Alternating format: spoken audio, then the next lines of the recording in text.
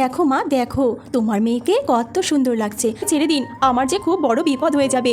আমার সৎমা আমাকে খুব বকা দেবে। না, আজকে তুই বাড়ি চল, তোর মজা আজকে আমি দেখাবো। রাজকুমার, আমার তো এসব বিশ্বাসই হচ্ছে না। আমার সাথে এসব কি হচ্ছে? আমি কি সব এ মা, ছি ছি, এটা আমি সারা রাত ধরে কি স্বপ্ন দেখলাম? আমি আর কোথায় রাজকুমারের সাথে বিয়ে? না না না না না, ছি ছি, আমি কোথায় গরিব দুঃখী একটা মেয়ে, সে কোথায় রাজকুমার? আর কিভাবে দেখলাম আমি এই স্বপ্ন? এমনিতেও ঝুমার তো রাজরানী হওয়ার অনেক শখ। কি জানি কাল কি হলো ওর সাথে। ও বাবা, মহারানী তো বিছানা থেকে নামতেই চাইছে না। কেন রে, খাবার কি সামনে এনে দেব, না গিয়ে রান্নাটা বসাবি? তোর জন্য, শুধুমাত্র তোর জন্য কাল আমার চাঁদপানা মেয়েটিকে রাজকুমার পছন্দ করলো না। একটা অপয়া মেয়ে কোথাকার, জন্মের পরেই তো মাকে খেয়ে বসে আছিস। কেন পড়ে আছিস এ বাড়িতে? কোথাও চলে যেতে পারিস না? নেহাত তোর বাবা আজকে বাড়ি ফিরবে 6 বছর পরে, নয়তো তোর ব্যবস্থা আমি আজকেই করতাম। মা, তুমি কি বলছো এইসব? আমি তো কিছুই বুঝতে পারছি না। আর তুমি আমার ওপর এত রেগে আছো কেন সকাল সকাল? আমি এখনই যাচ্ছি রান্না বসাতে। তাছাড়াও বাবা আসবে, আজকে তো আমাকে ভালো করে রান্না করতে হবে। হয়েছে হয়েছে, বাবা আসবে বলে অত ন্যাকামি করতে হবে না, বুঝেছিস? আমার যে আর রাজরানী হওয়া হলো না মা। মারে, কাঁদিস না কাঁদিস না, এবার হতে পারলি না তো কি হয়েছে? রাজকুমার তো কাউকেই পছন্দ করে নেয়নি। পরের বছর আবার চেষ্টা করব, কেমন? মা, আমার কি মনে হয় জানো, ওই শয়তান মেঘলা আমাকে ভালো করে সাজিয়ে দেয়নি, এই জন্য রাজকুমার আমার দিকে তাকালোই না। ভালো করে তাকিয়েই দেখলে না? এটা তুমি কি করলে রাজকুমার? আমার যে কোনো মান সম্মানই তুমি রাখলে না। এত ভালো স্বয়ম্বর অনুষ্ঠান তোমার জন্য করা হলো, তুমি তা বৃথা করে দিলে। বাবা, আমি তো আপনাকে স্বয়ম্বর সভা ডাকতে বারণই করেছিলাম, কিন্তু আপনি শোনেননি। আর আমি এও বলেছিলাম বিয়ের জন্য আমি একজনকে খুঁজছি, তাকে আমি পেলে অবশ্যই আমি পছন্দ করতাম। তাকে আমি স্বয়ম্বর সভায় উপস্থিত পাইনি। এই কথা বলে রাজকুমার ইন্দ্র মন খারাপ করে সেখান থেকে চলে যায়।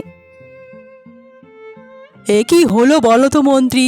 আমার ছেলে ইন্দ্র এমন কাকে খুঁজে বেড়াচ্ছে, আর কবেই বা খুঁজে পাবে? আর কবে আমার ছেলে ইন্দ্রের বিয়ে আমি দেখতে পাবো? এইদিকে রাজকুমার ইন্দ্র ঘরের মধ্যে পায়চারি করতে থাকে আর ভাবতে থাকে। কিভাবে, কোথায় কোথায় গেলে আমি পাবো তাকে? আমি জানি মেঘলা, তুমি এই রাজ্যেই আছো, কিন্তু কোথায় কিভাবে খুঁজবো তোমাকে? কোন ছোটবেলায় আমি তোমায় দেখেছিলাম। বড় হবার সাথে সাথে আমি ভেবেই নিয়েছি যদি বিয়ে করি তোমাকেই করব, কিন্তু কোথায় পাবো তোমায় খুঁজে? মেঘলা, কোথায় আছো তুমি? তুমি কি সেই ছোটবেলার কথা ভুলে গেলে এত তাড়াতাড়ি? আমি তো এখনো ভুলতে পারিনি। আমার বাবা মা যখন আমায় নিয়ে ঘুরতে বেরিয়েছিল, তাদের চোখে ফাঁকি দিয়ে আমি জঙ্গলটায় ঘুরতে গিয়েছিলাম, আর সেখানেই তো পথ ভুলে তোমার সাথে পরিচয় হলো মেঘলা। এই জঙ্গলের রাস্তাগুলো কত সুন্দর, আরো সামনে গিয়ে দেখি তো। বাহ, কি সুন্দর লাগছে, আর একটু ভেতরে যাই। এইভাবে ছোট্ট রাজকুমার জঙ্গল দেখতে দেখতে ভেতরে চলে যায় আর পথ ভুলে যায়। এ বাবা, এবার আমি কি করে পথ খুঁজে বার করব? আমি যে কোন দিক থেকে এলাম সেই রাস্তাটাই তো ভুলে গেলাম। এইবারে আমার কি হবে এই ঘন জঙ্গলে? আমাকে কি বাঘে খেয়ে নেবে?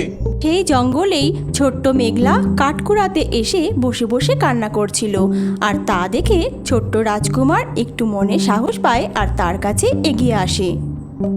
এ কি, তুমিও তো দেখছি আমার মতোই একটা বাচ্চা। তোমার নাম কি, আর তোমার কি হয়েছে? তুমি এখানে বসে কাঁদছো কেন? আমার নাম মেঘলা। আমার সৎমা আমাকে অনেক কষ্ট দেয় গো, আর বাবাও আমার কাছে থাকে না, তাই আমার খুব কষ্ট হয়, আর জঙ্গলে এসে আমি একা একা কান্না করি। বুঝেছি, তুমি আর কেঁদো না। আজ থেকে তুমি আর আমি বন্ধু হলাম। বন্ধু মেঘলা, আমাকে একটা সাহায্য করো। আমি এখানে পথ হারিয়ে গিয়েছি। আমি আমার বাবা মার কাছে ফিরে যেতে চাই, আর তার বদলে আমি তোমাকে আমার এই গলার হারটা তোমায় দেব। এ মা, ছি ছি, আমি এইটুকু সাহায্যের বদলে তোমার থেকে গলার হার একদম নিতে পারবো না। মেঘলা, আমি তোমাকে দেখেই বুঝেছি তুমি অনেক ভালো একটা মেয়ে। আমি আমার এই গলার হারটা তোমায় বন্ধু হিসাবে দিলাম, তুমি এটা নাও। আচ্ছা বন্ধু, তাহলে ঠিক আছে। আজ থেকে যখন আমি কোথাও যাব, তোমার দেওয়া এই উপহারটি পরে তারপর যাব। মেঘলা, তোমার সাথে কথা বলে আমার খুব ভালো লাগলো। যদি সব সময় তোমার সাথে খেলা করতে পারতাম তাহলে কতই না ভালো হতো। আমারও খুব ভালো লেগেছে। এবার চলো তোমাকে রাস্তা দেখিয়ে দিই। তোমার কথা আমার সব সময় মনে থাকবে বন্ধু, তুমি যেন ভুলে যেও না। আমাদের আবার দেখা হবে। উপহারটা দিয়ে তো বন্ধু চলে গেল, কিন্তু বন্ধুর নামটা তো জানতেই পারলাম না। ওই মেঘলাকে বাড়ি থেকে তাড়াও মা। হয় ওই মেঘলা থাকবে এই বাড়িতে, না হলে আমি থাকবো। ওকে আমার দু চোখে সহ্যই হয় না। সহ্য তো আমারও হয় না, কিন্তু কি করব বল ঝুমা মা, তোর বাবা আসবে বাড়িতে, ওকে যে এখন কিচ্ছু বলা যাবে না। তাহলে তো মা, আমাদের হাতে অনেক বড় সুযোগ। যা করার বাবার সামনেই করব। আমার মাথায় দারুণ একটা প্ল্যান আছে মা। এইভাবে দুজনা মিলে ষড়যন্ত্র করতে থাকে মেঘলাকে কিভাবে বাড়ি থেকে তাড়ানো যায়। আরে বাবা, তাই তো, আমি তো এমন ভেবেই দেখিনি। তোর মাথায় তো দেখছি অনেক বুদ্ধি। আরে মেঘলা, বলছি যে এইটুকু মাছে কি হবে বল তো? আজ না তোর বাবা আসবে, বলি বাবাকে ভালো মন্দ রান্না করে খাওয়াতে হবে তো। হ্যাঁ মা, বাবার জন্য রান্না করব বলেই তো মাছ কাটতে বসেছি সকাল সকাল। হ্যাঁ, তা বলি শুধু মাছ, মাংসও তো রান্না করতে হবে। আর শুধু মাছ মাংস হলে হবে, অনেক পদে রান্না করতে হবে। আর ও তাড়াতাড়ি রান্না সেরে যেন বলিস না যে রান্না হয়ে গেছে মা। তাড়াহুড়ো করে রান্না করলে কিন্তু স্বাদ হয় না। তুই ধীরে সুস্থে বাবার জন্য সারাদিন ধরে রান্না কর, কেমন? আচ্ছা ঠিক আছে, আমি বাবার জন্য অনেক যত্ন করে রান্না করব আজ। আচ্ছা আচ্ছা, চল মাজুমা, চল চল। মেঘলা অনেক যত্ন করে তার বাবার জন্য রান্না করতে থাকে, আর এইদিকে তার সৎমা ও সৎ বোন তাকে বিপদে ফেলার জন্য প্ল্যান করতে থাকে। আলমারিটা খুলে দেখ, একটা বড় সীতাহার আছে। হ্যাঁ হ্যাঁ, এইটা। এইবার যা, তুই তোর কাজটা সেরে ফেল। মা, তুমি চিন্তা করো না, এইবার এই আপদ বিদায় হলো বলে তুমি দেখে নিও। এই কথা বলে ঝুমা নেকলেসটি নিয়ে মেঘলার ঘরে চলে যায় এবং সোনার হারটি মেঘলার একটা বাক্সে ঢুকিয়ে রেখে দেয়। ব্যাস, আমার কাজ শেষ। এইবার আমি বাক্সটাকে চৌকির তলায় লুকিয়ে চলে যাই। এটা কি হয়ে গেল? কত বড় সর্বনাশ হয়ে গেল। কি করব এবার? ঝুমা মারে, তোর বিয়ের জন্য আমি সীতাহারটা বানিয়েছিলাম, এবার কি হবে? আরে কি হলো? এতদিন পরে বাড়িতে এলাম, তোমরা এভাবে কান্নাকাটি করছো কেন? হ্যাঁ, আমার সব শেষ। বাবা দেখো না, মায়ের আলমারি খুলে সীতাহারটা কে যেন চুরি করে নিয়েছে। সারা বাড়ি খোঁজা হয়ে গেছে, কোথাও পাওয়া যাচ্ছে না। আর আমার তো মনে হয় এই কাজটা মেঘলা ছাড়া আর কেউ করেনি। ঝুমা, তুই কি বলছিস? মেঘলা কেন চুরি করতে যাবে? জানিস না মেঘলা কিন্তু এ বাড়িরই মেয়ে। যা বলছিস তুই ভেবে বলছিস তো? হ্যাঁ ঝুমা মা, এটা তুমি কি বলছো? মেঘলা কেন চুরি করতে যাবে? ভালো করে খুঁজে দেখো, পেয়ে যাবে হয়তো। না বাবা, সমস্ত জায়গায় খোঁজা হয়ে গেছে, একমাত্র মেঘলার ঘর ছাড়া। চলো তাহলে আমরা মেঘলার ঘরটা খুঁজেই দেখি। আচ্ছা ঠিক আছে, তবে আমার মনে হয় না মেঘলার ঘর থেকে ওই হার পাওয়া যাবে। কেননা মেঘলা আমার মেয়ে, আমি ওকে ভালো মতো চিনি। তবে ওর নাম যখন উঠলো, তাহলে একবার খুঁজে দেখা যেতেই পারে। এরপরে সবাই মিলে চলে গেল মেঘলার ঘরে। এই মেঘলা, মেঘলা ওঠ, বাবা খেয়ে দিয়ে কি আরাম করে ঘুম দিয়েছে দেখো। আরে কি হলো, তোমরা সবাই আমার ঘরে কেন? কি হয়েছে? এই শোন, মায়ের একটা সোনার হার খুঁজে পাওয়া যাচ্ছে না। সারা বাড়ি তন্ন তন্ন করে খোঁজা হয়েছে, কোথাও পাওয়া যাচ্ছে না, শুধু বাকি তোর ঘরটা। আমার ঘর? কিন্তু আমার ঘরে মায়ের হার কিভাবে আসবে? কিভাবে আসবে সেটা তো খোঁজার পরেই বোঝা যাবে মেঘলা। দাঁড়া, আমি এক্ষুনি তোর ঘরটা খুঁজে দেখছি। এরপর খাটের তলা থেকে ঝুমা বাক্সটি বার করে খুলে ফেলে। আরে ওই তো বাক্সের মধ্যে নেকলেসটা তুই এনে লুকিয়ে রেখেছিস। ছি ছি মেঘলা, ছি ছি, বাড়ির মেয়ে হয়ে তুই এমনটা করতে পারলি? ঠিক যেটা আমি সন্দেহ করেছিলাম সেইটাই হয়েছে। দেখেছো মা, দেখেছো বাবা? না না, তোমাদের কোনো ভুল হচ্ছে। কি করে নেকলেস আসলো আমার বাক্সে আমি তো কিছুই বুঝতে পারছি না।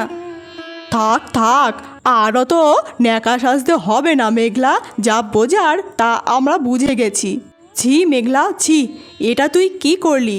তোকে কি এই রকম শিক্ষা দিয়েছিলাম? শেষে কিনা তুই ঘরের জিনিসই চুরি করলি। এতগুলো বছরে তুই এতটা পাল্টে গেছিস আমি ভাবতে পারিনি। ছি। এই কথা বলে মেঘলার বাবা ঘর থেকে চলে যায়। বাবা, বাবা, আমার কথাটা শোনো, আমি চুরি করিনি, তোমরা ভুল ভাবছো। এটা কিভাবে আমার বাক্সে আসলো আমি তো কিছুই বুঝতে পারছি না। ওরা সবাই আমাকে ভুল বুঝছে মা। তুমি তো জানো তোমার মেয়ে চুরি করেনি। আমি আর এ বাড়িতে একটুও থাকতে চাই না।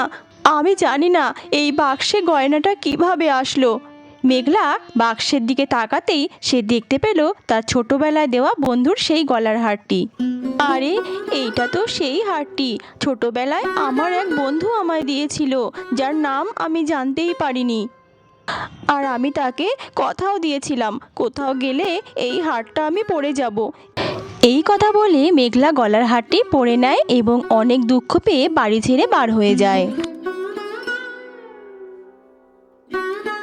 দুঃখী মনে মেঘলা হাঁটতে হাঁটতে চলে আসে একেবারে জঙ্গলের ভেতরে, আর সেখানে বসে কাঁদতে কাঁদতে একসময় ঘুমিয়ে পড়ে। সেই জঙ্গল থেকেই কাঠ কুড়িয়ে নিয়ে যাচ্ছিল এক বুড়িমা। এ কি দাদু ভাই, ওঠো, তুমি এখানে শুয়ে কেন? জঙ্গলে অনেক জন্তু জানোয়ার আছে যে, উঠে পড়ো। বুড়িমা, তুমি আমায় ডাকলে কেন? জঙ্গলের জন্তু জানোয়ার আমাকে খেয়ে ফেললেই তো ভালো হতো, আমি যে আর বাঁচতেই চাই না। আরে এ কি দিদি ভাই, এমন কথা যে বলতে নেই। ঈশ্বরের ওপর বিশ্বাস রাখো। সামনের দিকে একটু এগিয়ে যাও, দেখো এক পুরানো মন্দির আছে।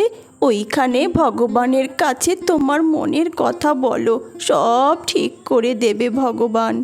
মহারাজ, আপনার কথা মতো রাজকুমারের কুষ্টি আমি বিচার করে দেখলাম রাজকুমারের সামান্য একটু মাঙ্গলিক দোষ আছে, যা পূজা অর্চনা করলেই কেটে যাবে। রাজকুমারকে মাঝে মাঝে মন্দিরে গিয়ে পুজো দিতে হবে। এরপরে মহারাজের কথা মতো রাজকুমার প্রায়ই মন্দিরে পুজো দিতে যাওয়া শুরু করলো। এইদিকে বুড়িমার কথা শুনে মেঘলা ঠাকুরের কাছে এসে কাঁদতে থাকে। হে ঈশ্বর, তুমি আমার ভাগ্য কি দিয়ে লিখেছ? জন্মের পরেই আমার মা ছেড়ে চলে গেছে, বাবা সৎমা আমাকে ভুল বুঝলো। এই পৃথিবীতে আমার তো কেউ নেই তুমি ছাড়া। তুমি আমাকে পথ দেখাও, আমি এবার কোথায় যাব ঠাকুর, কি করব? এইদিকে তখন রাজকুমারও রাজগুরুর আদেশ অনুযায়ী মন্দিরে আসে পূজা দিতে, আর সেখানেই মেঘলাকে দেখতে পায়। এ কি, আপনি কাঁদছেন কেন? আর এই হার আপনি কোথায় পেলেন? বিশ্বাস করুন, এই হার আমি চুরি করিনি। আপনারা সবাই আমাকে ভুল বুঝছেন, আমি হার চুরি করিনি। এই হার অনেক ছোটবেলায় আমার এক বন্ধু আমায় দিয়েছিল, সবাই আমাকে ভুল বুঝছে। আপনি থামুন থামুন, কাঁদবেন না। মেঘলা, তোমার নাম মেঘলা তাই না? হ্যাঁ, কিন্তু আপনি জানলেন কিভাবে আমার নাম মেঘলা? বন্ধু, আমি তো তোমার সেই ছোটবেলার বন্ধু বিক্রম। আমি তো এই হার তোমায় দিয়েছিলাম। আর আমি এতগুলো বছর ধরে তোমাকে শুধু খুঁজে যাচ্ছি। কোথায় ছিলে মেঘলা তুমি? তোমার নাম তাহলে বিক্রম? কি আশ্চর্য, তোমার নামই আমার জানা হয়নি, অথচ তুমি আমায় এতদিন ধরে খুঁজছো, আমায় মনে রেখেছো, কত আমার সৌভাগ্য। মনে তো তুমিও রেখেছো মেঘলা, না হলে এই হার তুমি আজও গলায় পড়তে না। এতগুলো বছর ধরে তুমি আমাকে অনেক অপেক্ষা করিয়েছো। তোমায় আমি বিয়ে করতে চাই শুধুমাত্র এই কথাটা বলার জন্য কোথায় কোথায় না তোমায় খুঁজেছি। আশা করি আজ আর ফিরিয়ে দেবে না মেঘলা। বিক্রম, তুমি তো দেশের রাজকুমার, তোমাকে আমি ফেরাবো কি করে? সেই সাহস তো আমার নেই। ভগবান যেটা করে মঙ্গলের জন্যই করে। এরপরে রাজকুমার বিক্রম মেঘলাকে মহলে নিয়ে গিয়ে আনুষ্ঠানিকভাবে বিয়ে করে এবং রাজ্যের সমস্ত নাগরিককে আমন্ত্রণ জানায়। এমনকি মেঘলার সৎ মা আর বোনও সেই বিয়েতে উপস্থিত থাকে। মা দেখো, তুমি তো আমার জন্য কিছুই করতে পারলে না। মেঘলা কেমন রাজকুমারের বউ হয়ে গেল, রানী সেজে বসে আছে আমার চোখের সামনে। এই রকম ভিডিও যদি ভালো লাগে তাহলে কমেন্টে অবশ্যই জানিও। নতুন নতুন গল্প পেতে চ্যানেলটি সাবস্ক্রাইব করতে ভুলো না বন্ধুরা।